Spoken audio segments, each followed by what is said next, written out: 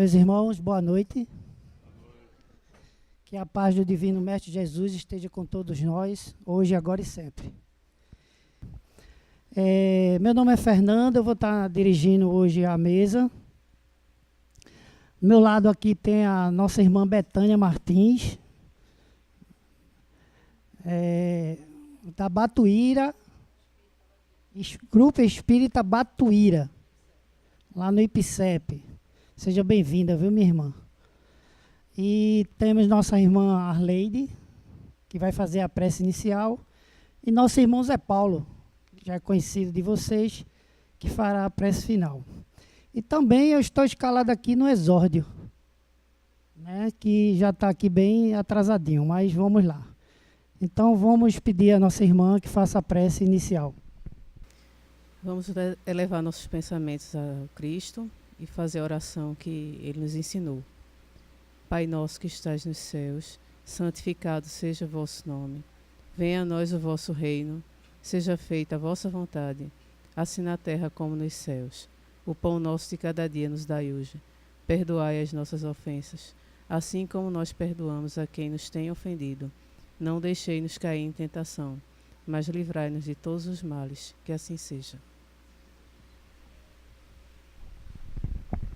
Com essa prece, damos por iniciados os trabalhos da noite de hoje nessa casa. Fabiano de Cristo possa nos iluminar e nos abençoar. Assim seja.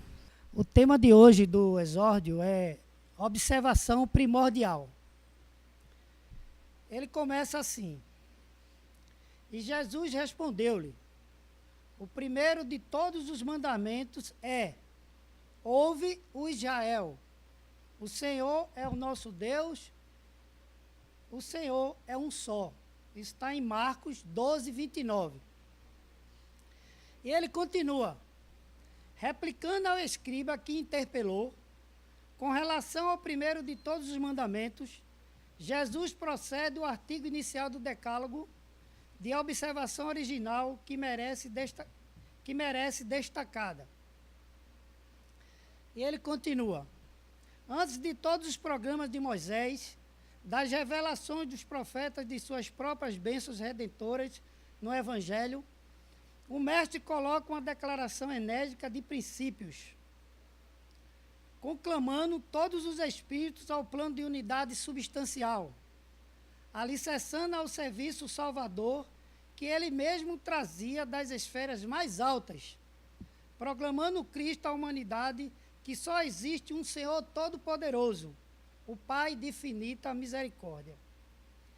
E Emmanuel continua, sabia de antemão que muitos dos homens não aceitaram a verdade, que as almas numerosas buscariam escapar às obrigações justas, que sugeriam retardamento, má vontade, indiferença, preguiça em torno da boa nova. No entanto, sustentou a unidade divina, a fim de que todos os aprendizes se convencessem de que lhe seria possível envenenar a liberdade própria, criar deuses fictícios, erguer discórdias, trair provisoriamente a lei, estacionar nos caminhos, ensaiar a guerra e a destruição. Contudo, jamais poderia enganar o plano das verdades eternas, ao qual todos os ajustarão um dia, na perfeita compreensão de que o Senhor, nosso Deus, o Senhor é um só. Então veja que é o interessante, se a gente pegar Marcos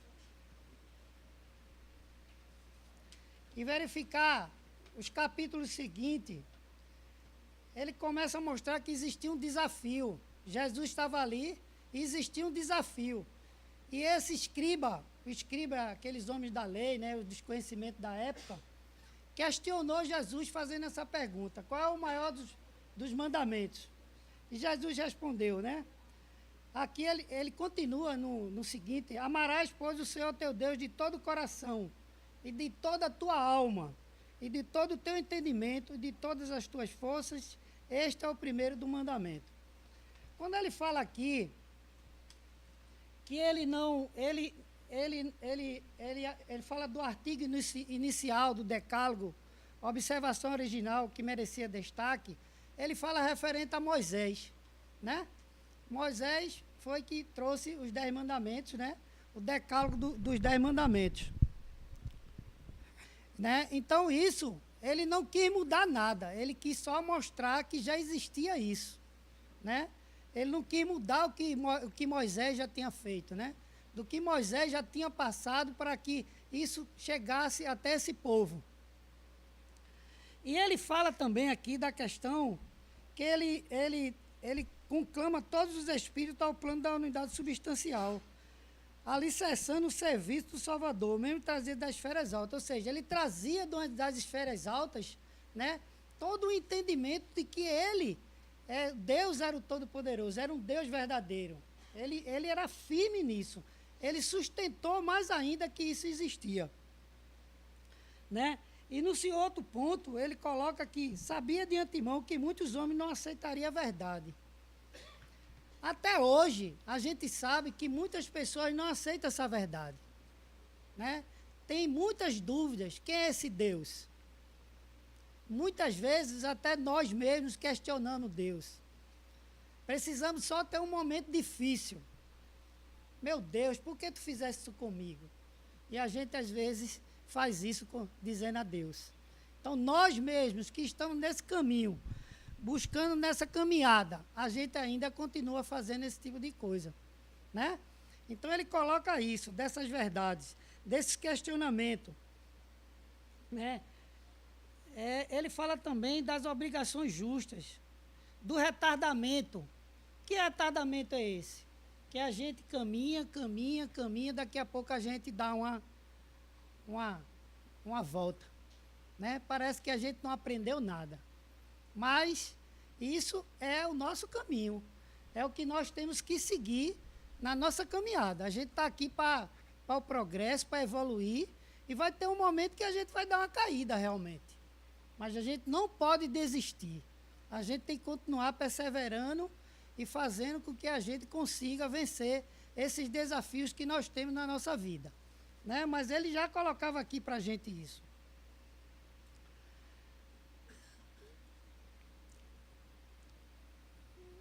Ele fala também aqui de ensaiar as guerras, né? Estacionar nos caminhos, ensaiar as guerras. A gente sabe que ainda tem as guerras santas, né?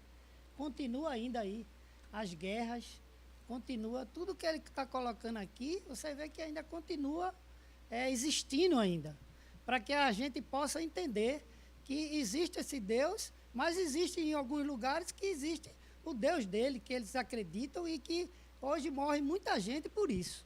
Né, por essas guerras que são chamadas guerras santas. A destruição, contudo, jamais poderia enganar o plano das verdades eternas. Olha o ponto que ele coloca para a gente. A gente não pode enganar o plano das verdades eternas, ao que todos se ajustarão. Então, meus irmãos, o caminho é esse que a gente tem que seguir. Buscar entender qual é a nossa missão. Buscar entender que plano nós estamos e o que estamos fazendo para a gente chegar a esse ajuste. Eu sempre digo e vou continuar dizendo aqui, a gente precisa fazer essa mudança para que a gente possa alcançar esse ajuste, porque lá é o plano da verdade.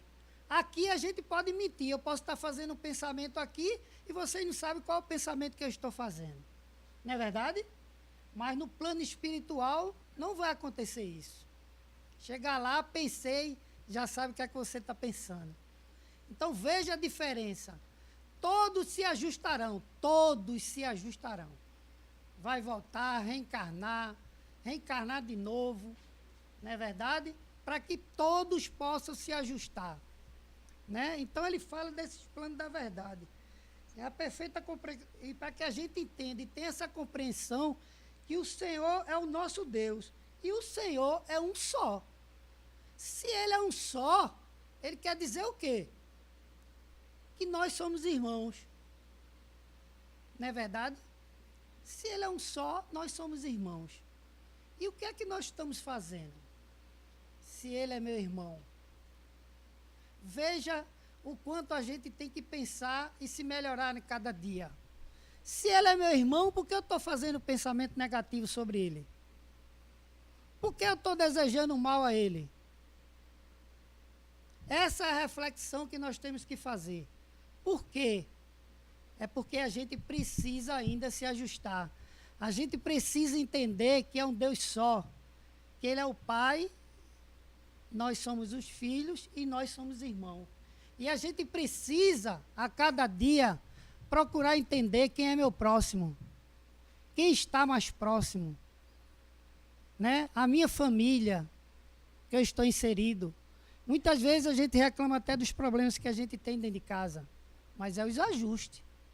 É o crescimento que nós precisamos ter para que a gente possa crescer nesse plano. Esse plano é o plano para a gente crescer, para a gente melhorar, para a gente se entender melhor, para a gente fazer uma reflexão interna, procurar ver o que é que eu preciso melhorar dentro de mim, para que eu possa me ajustar. Esse ajuste que nós precisamos. Eu digo que a gente tem um quadrante, esse quadrante é que a gente precisa trabalhar, fazer com que ele se balancie, tenha um balanceamento para que a gente possa se estabelecer melhor. Mas muitas vezes a vida da gente, a loucura que nós vivemos no nosso dia a dia, nos desestabiliza e deixa a gente meio perdido.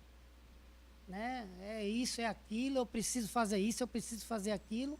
Então, esses ajustes que a gente tem que fazer no nosso dia a dia para que a gente possa ser pessoas melhores, para que a gente possa ter um entendimento. Eu digo o seguinte, que está aqui, a cobrança é muito grande, é porque eu devo mais. Né?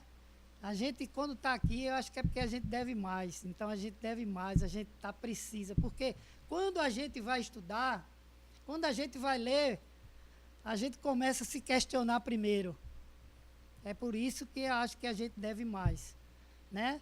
E nós todos estamos aqui hoje, somos beneficiados de estar aqui, para que possa entender essa doutrina maravilhosa, para que a gente possa refletir sobre ela, para que a gente possa ler mais, para que a gente possa estudar mais, para que a gente tenha mais conhecimento, para que a gente possa ter uma situação melhor. Eu queria ler somente um pontinho aqui, que eu já estou em cima ali do tempo. Só isso aqui que eu quero ler. Quando se vós disser o reino de Deus permanece ali ou acolá, não acrediteis, porque, em verdade, o reino de Deus está dentro de vós. Então, o reino de Deus está dentro de cada um de nós. Que Jesus nos abençoe e nos ilumine na noite de hoje. Sim, sim. Eu vou passar a palavra à nossa irmã Betânia para a palestra da noite de hoje. Boa noite a todos e a todas, muita paz. É um prazer muito grande, uma felicidade, né? Estar aqui com vocês. Para quem não me conhece, eu sou Betânia, faço parte do grupo Espírita Batuíra aqui do IPCEP. E é sempre muita felicidade, né? Poder a gente comungar, aprender junto, né? Na realidade, a gente vem construir esse conhecimento junto. E não por acaso, nada acontece por acaso, né? Tudo as leis a natureza, a vida, tudo tem um sincronismo, né? E o exórdio que você fez, a gente vai ver aqui que tem a ver com as perguntas. Tá certo isso? Tá, né? Tá saindo, né? Som, né? Tem a ver com as perguntas do Livro dos Espíritos que nos foi colocada, que é a questão 776 a 778. Mas antes da gente começar, lembrar, né, da maestria das verdades e as verdadeiras lições de vida que a gente tem no Livro dos Espíritos e que precisa ser um livro realmente que a gente coloque como nessa figura aí no coração, né? Que essas lições, elas desçam, elas não só penetrem a nossa mente, nossa consciência, mas ela desça, né, para o coração e a gente possa compreender que isso ele traz uma diferença na nossa vida, né? Indicar um livro, né, que essas perguntas fazem parte da terceira parte do Livro dos Espíritos, que são as leis morais. E as leis morais, elas têm um significado muito grande, né? E tem um livro chamado A Constituição Divina, que é um livro bem fininho, assim, que é de Richard Simonetti. Que esse livro é todo baseado nas leis morais. Então, do que concerne ao terceiro livro, que são as leis morais, ele faz um passeio de cada lei, que é a lei de conservação, lei de destruição, lei de trabalho, lei de amor, justiça, caridade. Todas as 10 leis que são trabalhadas nesse terceiro livro, terceira parte do Livro dos Espíritos, ele traz cada ensinamento de uma forma bem simples, né? Que a mensagem, quem não conhece Richard Simonetti, ele tem uma linguagem bem simples e com bastante exemplo do dia a dia. Então, eu indico essa leitura, que é muito boa. Então, o livro terceiro, né, que a gente falou, a pergunta ela vem falar em relação ao estado natural. O estado natural, a questão 776, ela pergunta assim: o estado natural e a lei natural são a mesma coisa? É a pergunta que ele faz na 776. O estado natural e a lei natural são a mesma coisa? Aí a resposta que ele fala é não. Só que a gente vai entender que a gente vai precisar entender o que cada coisa dessa é. O que é o estado natural que ele fala? Então, ele diz assim, né? O estado natural é o estado primitivo. A civilização é incompatível com o estado natural. Enquanto que a lei natural contribui para o progresso da humanidade. Aí dá um nó, né? Porque até então a gente precisa entender o que é o estado natural e o que é a lei natural. E no comentário que Kardec faz em relação a essa questão 776, ele fala: o estado natural é a infância da humanidade. Justamente ele vai separar uma coisa da outra. O estado natural é a infância da humanidade. Ou seja, quando começamos, desde o início da civilização e tal. Então, a infância da humanidade e o ponto de partida do seu desenvolvimento intelectual e moral. Ou seja, o estado natural é quando nós começamos as nossas reencarnações, é quando nós começamos a nossa escala evolutiva, vamos dizer assim.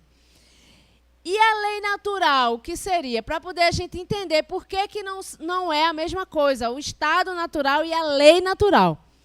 A lei natural, ao contrário, rege a humanidade inteira. Veja, a lei natural, ao contrário, rege a humanidade inteira. E o homem se aperfeiçoa à medida que compreende melhor essa lei. E aí a gente vai dar uma passeadinha no começo das leis morais, que é o capítulo 1 do terceiro livro, né? A gente vai, porque essa questão é 776. E aí o que é bom do Livro dos Espíritos é isso, porque você começa a estudar uma pergunta, aí você tem que voltar para as outras para poder linkar com essa, né? Porque tudo tem conexão. E é um livro didático justamente porque ele é feito através de perguntas e respostas e faz com que a gente busque o raciocínio e o entendimento das coisas de uma forma mais eficaz. E aí, eu achei por bem dar uma voltada, né, na questão 614, que é justamente que fala da lei natural. A lei que chama-se a lei divina ou lei natural, né? Que é o capítulo 1 desse livro terceiro, que fala das leis morais. E a pergunta 614, ele vai perguntar justamente o que é lei natural, para poder a gente entender melhor. Que se entende por lei natural? A lei natural é a lei de Deus. Olha aí, já clareando. É a lei de Deus e a única verdadeira para a felicidade do homem. Veja, a lei natural é a lei de Deus e a única verdadeira para a felicidade do homem.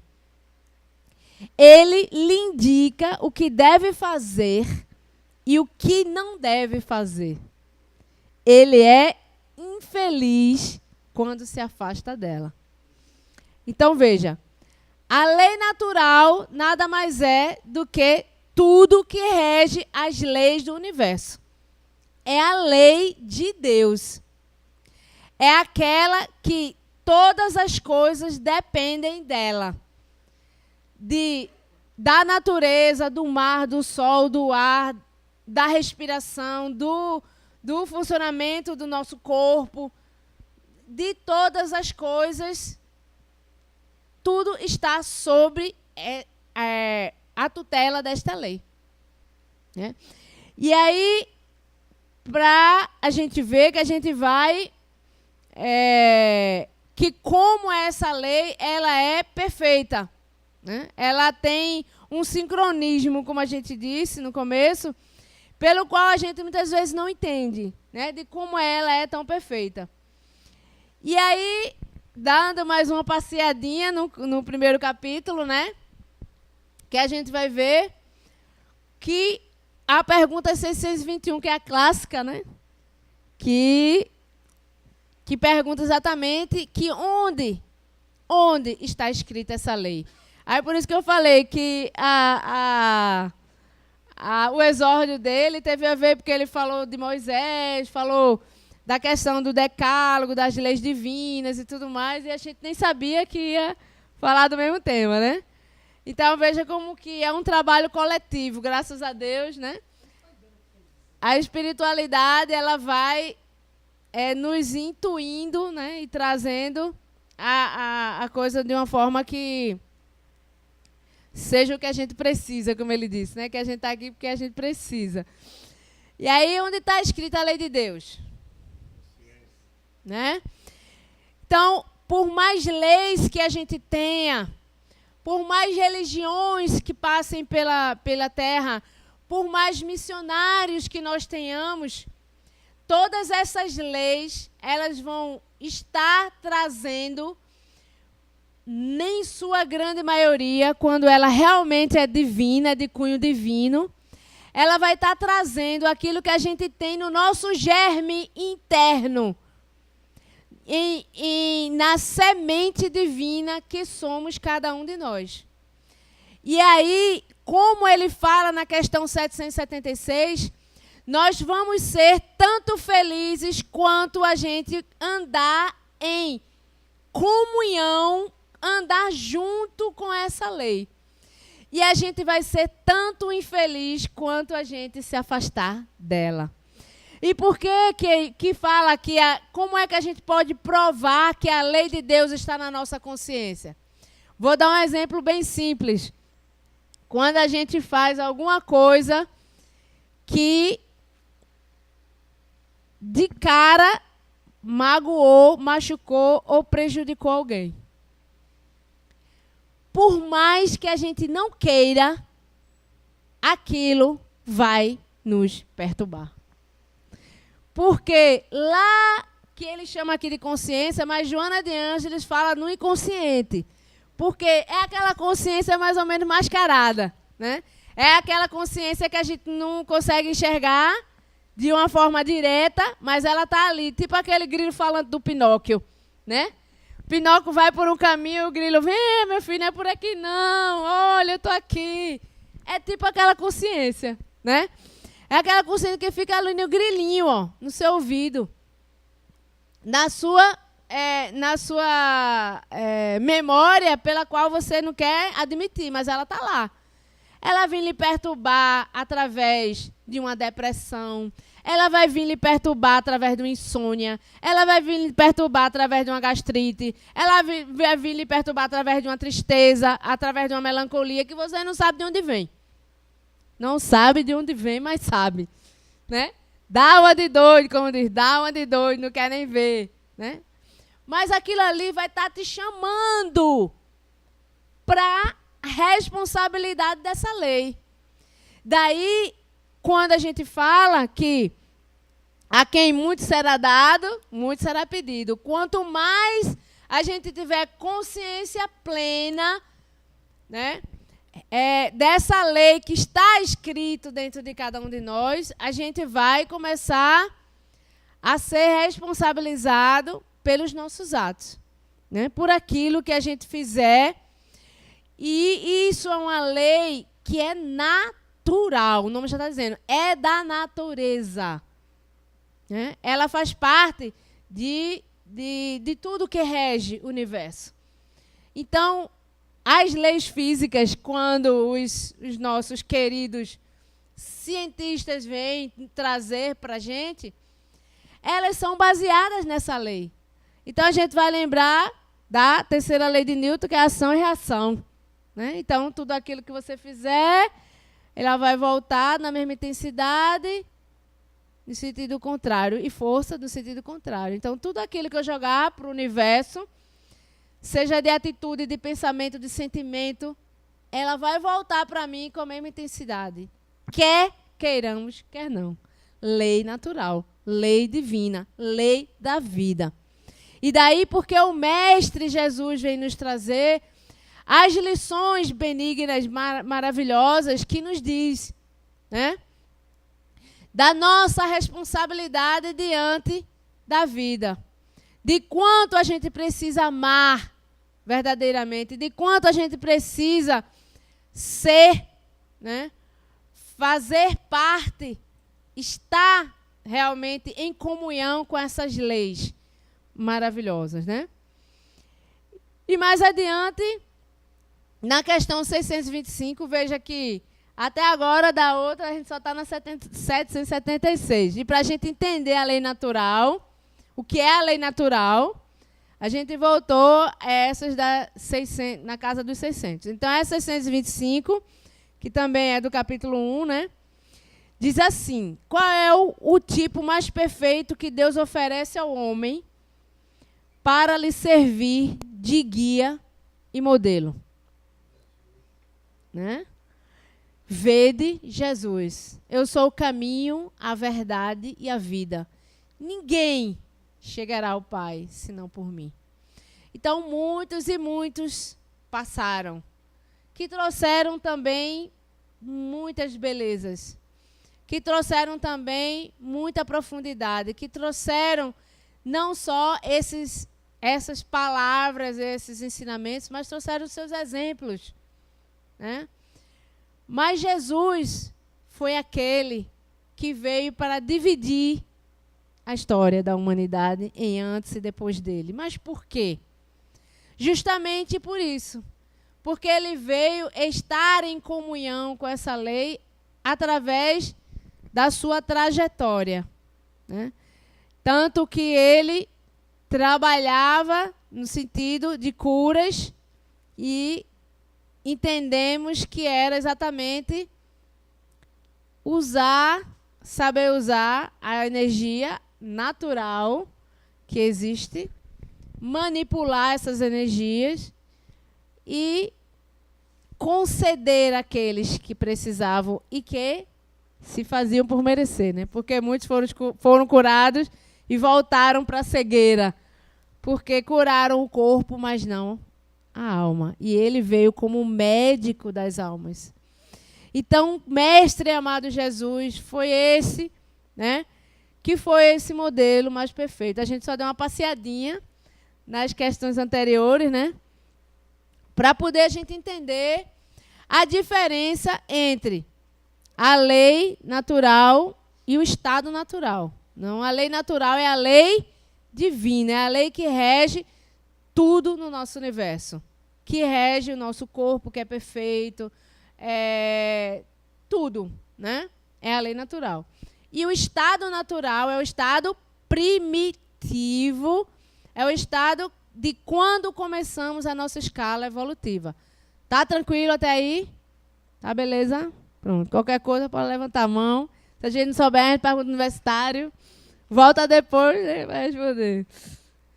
E aí, na pergunta que é 777, ele fala assim: no estado natural, o homem, tendo menos necessidades, não tem todas as tribulações que ele cria para si num estado mais avançado. Que pensar na opinião daqueles que olham esse estado como aquele da mais perfeita felicidade sobre a Terra? Vamos resumir. Ou seja, se no estado natural é aquele que a gente tudo começou, e quanto mais avançando a gente vai, mais as coisas vão se complicando, por que a gente não fica no estado da infância? Né? A pergunta é essa. Que pensar, ele diz, né? Que pensar na opinião daqueles que olham esse estado como aquele da mais perfeita felicidade sobre a Terra. Ou seja, quanto menos eu sei, menos responsabilidade eu vou ter. E menos complicação. Não é aquele negócio, né? Quando você está no ABC, você vai lá, né? E é aquela... aprender as cores e não sei o quê. É delícia, né? Fazer massinha, não sei o quê. Aí depois você vai aumentando a escolaridade, vai aumentando o grau de dificuldade. Vai aumentando o grau de cobrança, vai aumentando o grau de não sei o quê. Chega na faculdade, pronto, o cara já está se descabelando. Mestrado, doutorado, ferrou, né? E aí, quanto mais você vai avançando no conhecimento, mais ele vai te buscando determinação, trabalho, esforço e cumprimento, né? E cumprimento, porque o médico que se forma para ser médico e para salvar vidas e mata, né? Ele está se comprometendo.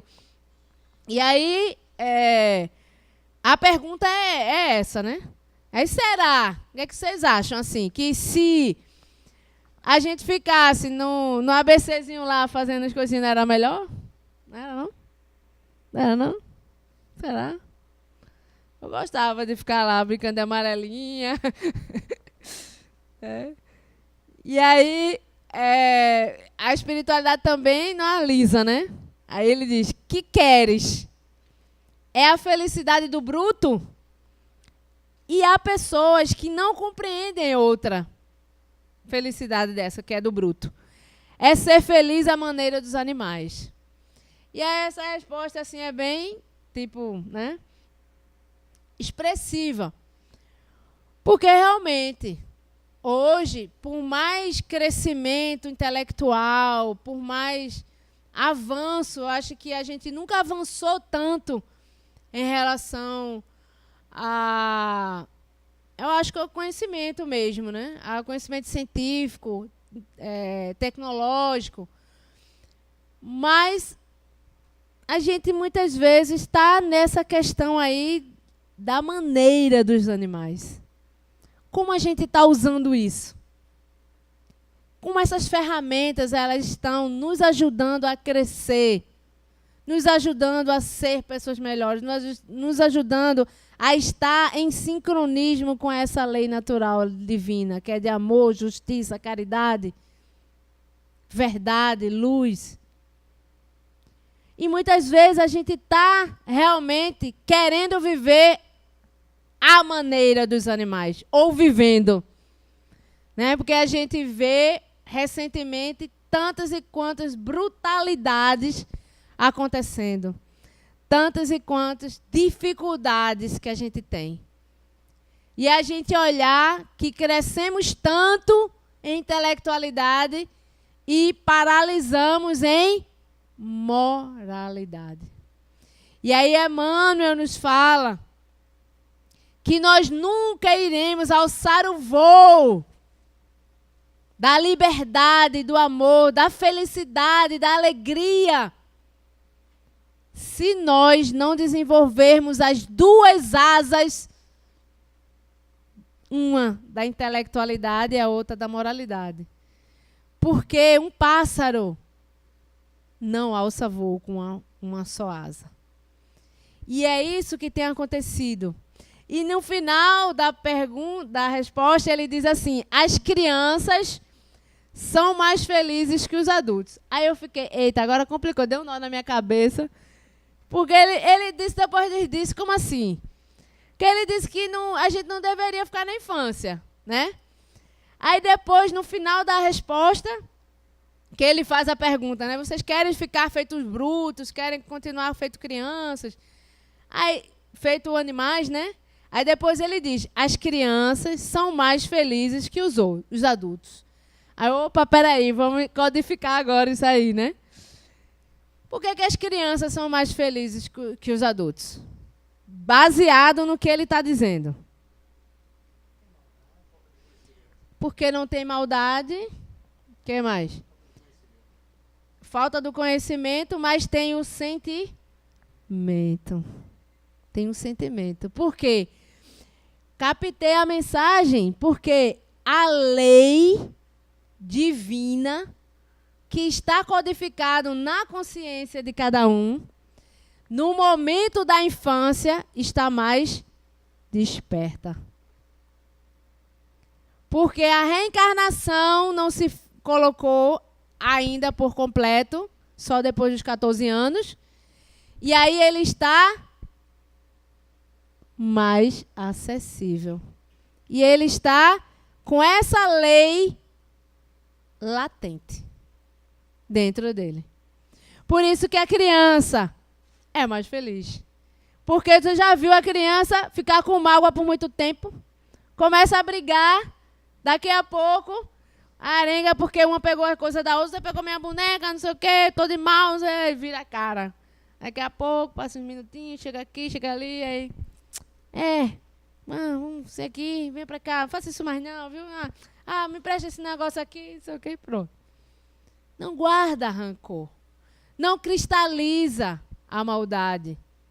Tem alteridade. Entende o outro na sua diferença. Não quer que o outro seja igual a ele. Ama por amar, sem esperar que o outro faça.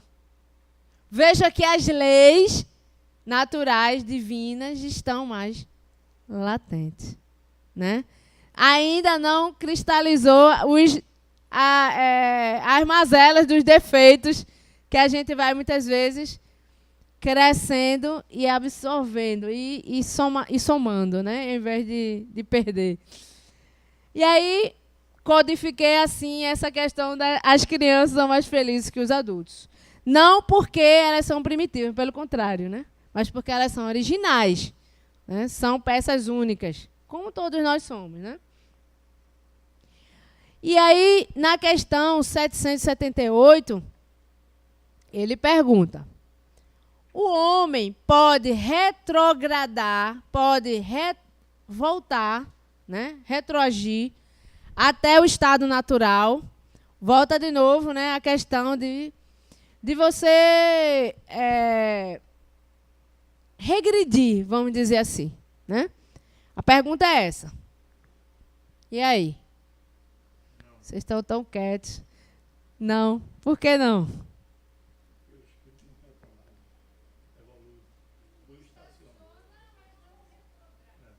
Pode estacionar, mas não retroagir. Vamos ver se é isso mesmo? Não. O homem deve progredir sem cessar. E não pode retornar ao estado da infância. Se ele progride, é porque Deus quer assim. Pensar que ele pode retroceder à sua condição primitiva seria negar a lei do progresso. A única, presta atenção, a única fatalidade pelas quais nós estamos submetidos chama-se evolução. Fomos criados para a evolução, para o crescimento, para atingirmos o estado mais perfeito quanto possível, né, o estado angelitude. E para isso precisamos, sim, passar por diversos estágios. Mas se a gente entende que a lei divina, que é a lei natural, ela é perfeita, assim como o nosso Pai Celestial o é, a gente não pode, dentro do raciocínio, da razão que a gente tem, imaginar que a gente fosse indo e voltando no sentido de retroceder, no sentido de atrasar, né?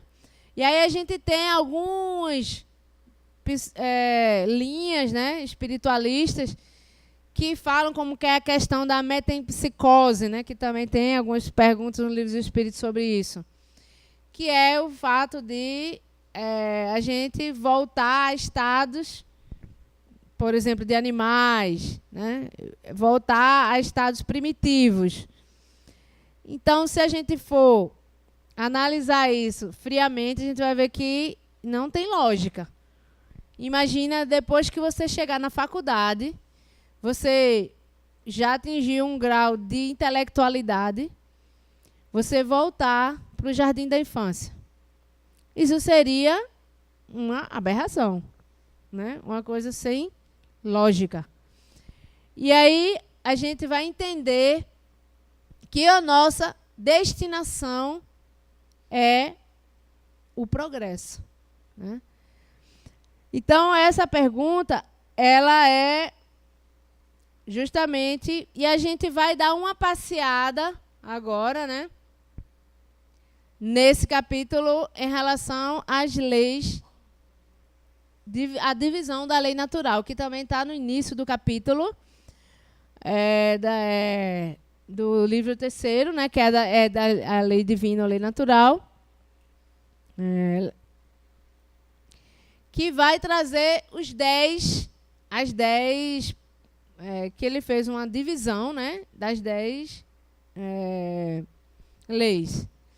E aí tem a lei de adoração, lei de reprodução, lei de destruição, lei de progresso, lei de liberdade, lei de trabalho, lei de conservação, lei de sociedade, lei de igualdade e lei de justiça, amor e caridade.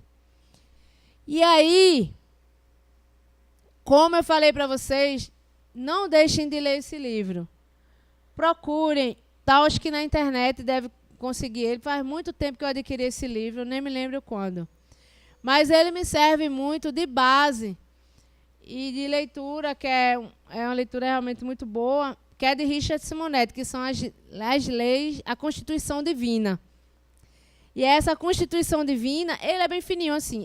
Ele trabalha todas essas leis aqui de uma forma bem sutil, traz histórias, traz trechos da vida cotidiana, fazendo uma ilustração dessas perguntas. E traz as perguntas, inclusive. Não todas, mas, tipo assim, da lei de adoração, ele pega 2 perguntas principais e destrincha trazendo essa coisa. Então, vale a pena. E na pergunta 648, que não faz parte dessas 3, mas tem uma conexão que fala da lei natural, né? Que ele diz assim: que pensais da divisão da lei natural em 10 partes? Que foi essa divisão? Porque, tipo, a gente tem que lembrar que Kardec, ele era pedagogo. Ele era professor, ele era uma pessoa de ciência. E aí ele fazia as coisas tudo muito de forma metódica, de forma organizada, né, bem distribuída.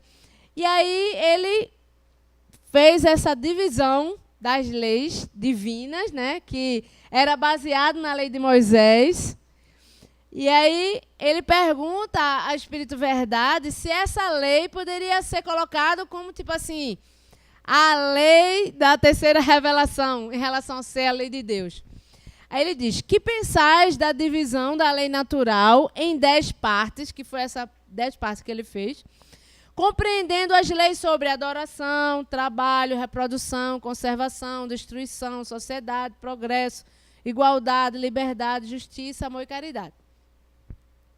Aí veja, o Espírito Verdade respondeu para ele. Essa divisão da lei de Deus em 10 partes, olha o que ele disse. É a lei de Moisés. E pode abranger todas as circunstâncias da vida. Gente, essa parte das leis morais, tudo que você pensar que a gente passa na sociedade, na nossa vida, tem lá. Relação à questão da violência, da prisão, da lei de trabalho, da lei de como a gente vive em sociedade. São assim perguntas assim bem práticas da nossa vida cotidiana que vale realmente a pena você se debruçar. Tem gente que não gosta de estudar o livro dos Espíritos, mas quando a gente aprende a estudar, a gente vai compreender a nossa vida de uma forma muito mais profunda e interagir com ela, né? Que é mais importante. E aí essa divisão da lei de Deus em 10 partes é a lei de Moisés, ele diz. E pode abranger todas as circunstâncias da vida. O que é essencial. Mas, né? Podes, pois, segui-la, sem que ela tenha por isso. Olha o mais, viu? Olha o mais. Podes, pois, segui-la, sem que ela, por isso, tenha nada de absoluto. Daí, a gente entender que a lei está escrita na nossa consciência, né? Por quê? Não mais que todos os outros... Olha o que o Espírito de Verdade fala. Não mais que todos os outros sistemas de classificação. Por que foi que Kardec fez? Ele classificou as leis divinas dentro das leis de sociedade que a gente vive hoje, como Moisés fez a lei baseado no Antigo Testamento. Por quê? Moisés precisava trazer aquelas leis que algumas eram que regravam a forma de crescimento espiritual do homem, mas também trazia leis civis, que não tinha na época. Não existia Constituição, não existia... Por que o cara sabia que ele não podia matar? Não existia dizendo que não era para matar. Na lei, não existia uma lei civil. E ele precisava trazer essa lei e dizer que ela era divina para poder as pessoas respeitarem, terem temor, que eles diziam, né? E executarem. Então, era uma lei que era baseada também nos códigos civis da época, que não tinha, né? Ele criou o Código Civil, vamos dizer assim, para que as pessoas deixassem de ser tão brutas. Mas, mesmo assim, ainda era uma lei baseada no olho por olho e dente por dente. Ainda precisava crescer, por isso que veio Jesus, né? E aí, o que é que o Espírito de Verdade fala? Não mais que todos os outros sistemas de classificação que dependem do ponto de vista sobre o qual se considera uma coisa. Tudo que é classificado, tudo que é listado, tudo que é trazido como uma lei escrita, ela vai depender de como cada um vai interpretar e ler. E compreender, decodificar para a sua vida. Por isso que a gente tem tantas escrituras e tantas pessoas que veem como querem ver. Por isso que Jesus disse, ouça quem tem ouvidos e vejam quem tem olhos de ver. Então, muitas das escrituras, elas são interpretadas, vistas e trabalhadas conforme o querer. A condição evolutiva de cada um. Enquanto está lá escrito, não podereis ver o reino de Deus senão nascer de novo. Aí diz assim, mas não existe, o pessoal que é espírita diz, que fala que está lá na Bíblia reencarnação, não existe essa palavra? Não existe. Porque essa palavra não existia. Quem criou essa palavra, reencarnação, muito depois, não existia, mas está lá. ninguém poderá ver o reino de Deus senão nascer de novo. Está lá dizendo, na passagem, que Elias e João Batista eram o mesmo Espírito.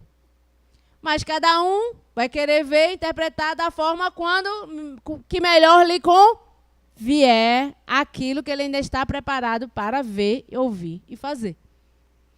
É isso que ele está querendo dizer.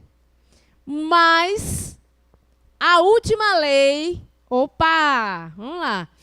A última lei é a mais importante. Dessas que a gente listou, não sei se vocês lembram, mas a última é a lei de amor, justiça e caridade. Aí ele diz, a última lei é a mais importante. É por ela que o homem pode avançar mais na vida espiritual. Porque, olha só, porque ela resume todas as outras leis.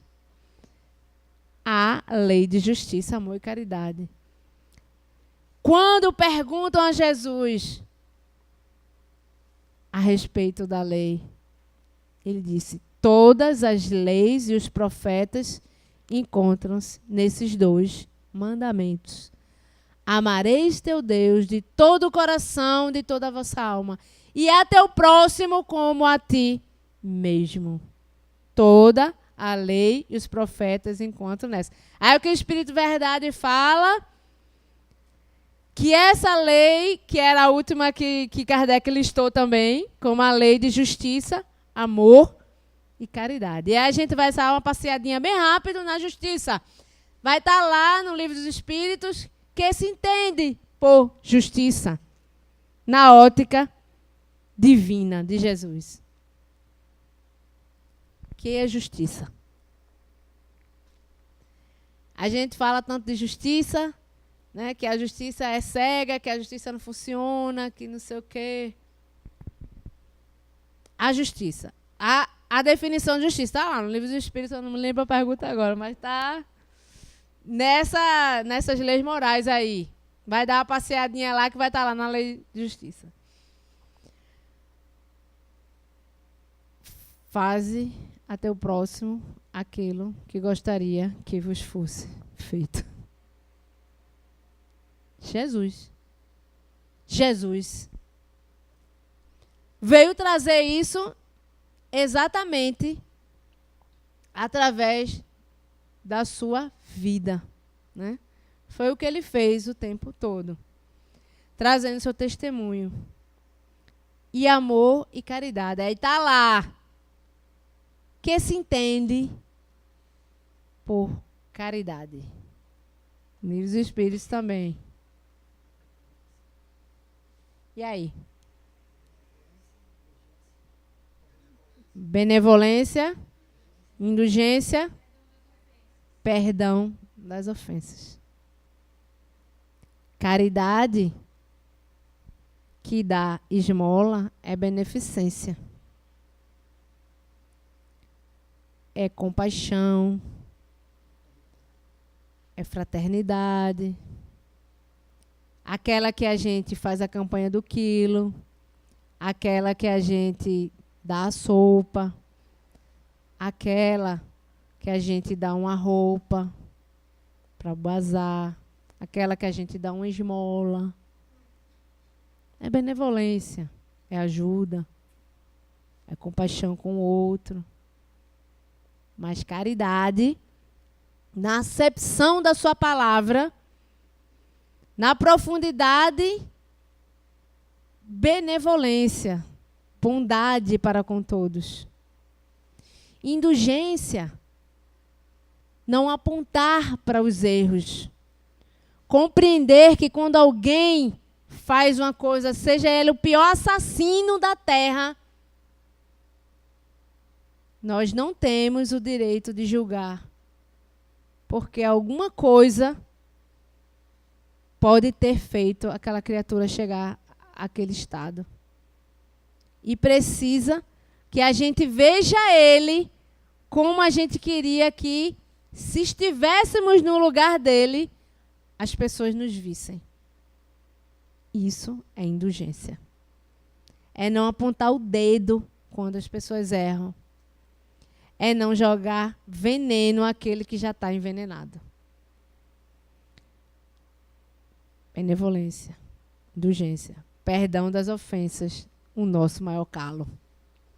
A nossa maior dificuldade e o nosso maior desafio.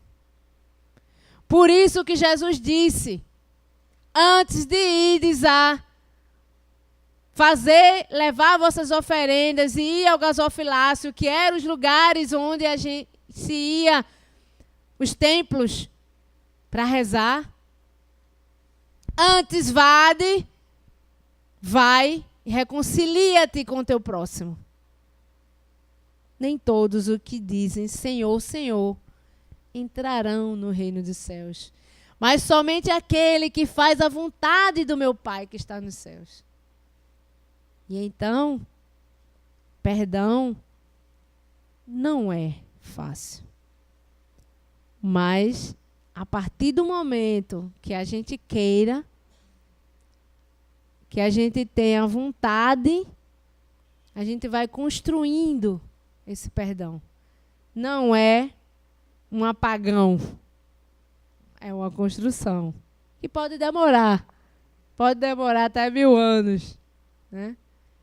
Mas, como a gente disse, como a gente compreende que as verdades espirituais nos trazem, a nossa única fatalidade é o amor, é a evolução. Que Jesus nos abençoe, nos ilumine, nos fortaleça, para que a gente possa continuar nessa caminhada de busca de seres melhores. Muita paz e muito obrigada.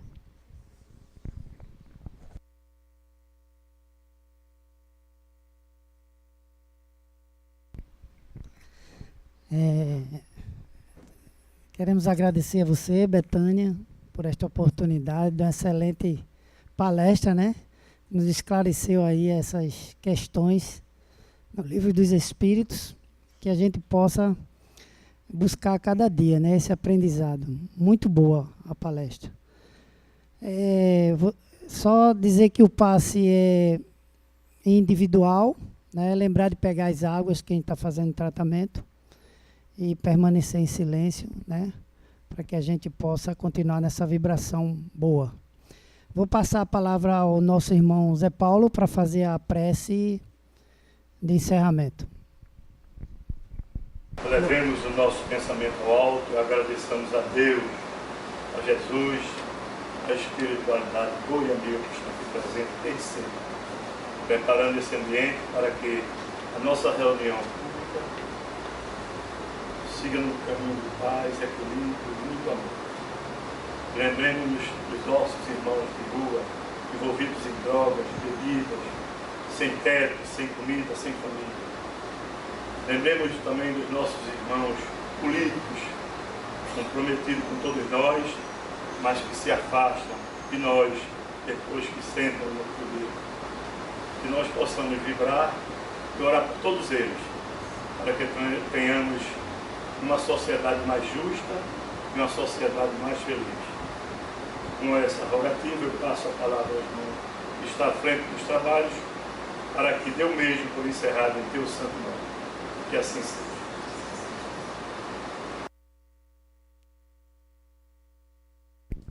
Em nome de Deus, de Jesus, Fabiano de Cristo, mentor desta casa de oração de trabalho, damos por encerrada a reunião da noite de hoje.